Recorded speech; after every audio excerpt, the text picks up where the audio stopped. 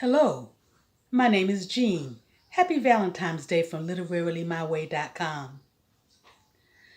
When you think of Valentine's Day, what goes through your mind?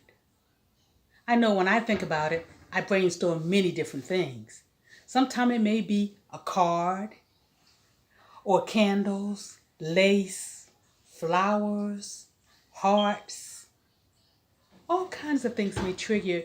Many times it's based on something you desire or an experience you've already had, or even one you really want.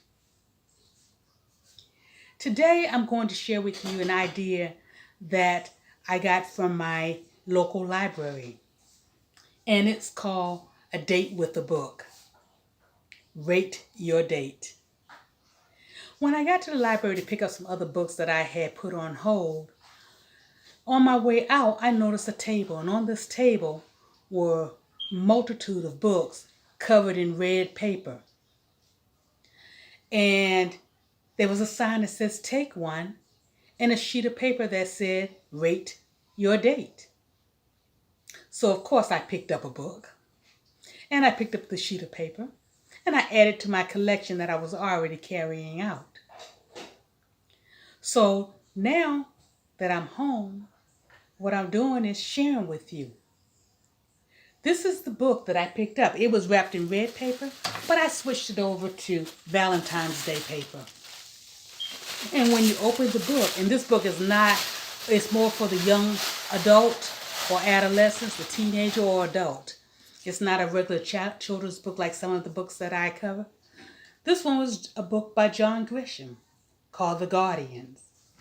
So the purpose of it today is to read the book, and then once you've read the book, you take this sheet, and this is something you could use as a book review, a book report, something depending on who it's for.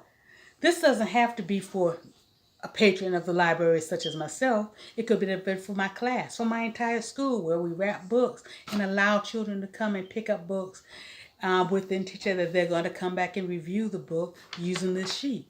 You can use it with your family. Have each family member books wrapped, and each family member chooses a book. And then that's a great discussion read. If you ever have to be in for any kind of reason, what a great idea. Oh, the Rate Your Date sheet, and again, I did not create this. I picked this one up from my library. Why recreate the wheel.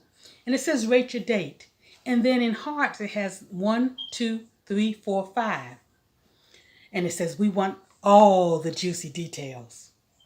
And so the first question is, what was your first impression? Was it yuck, boring, interesting, or was it love at first sight? If you're a John Grisham fan, you probably would say love at first sight if you're one that have read just about everything he has.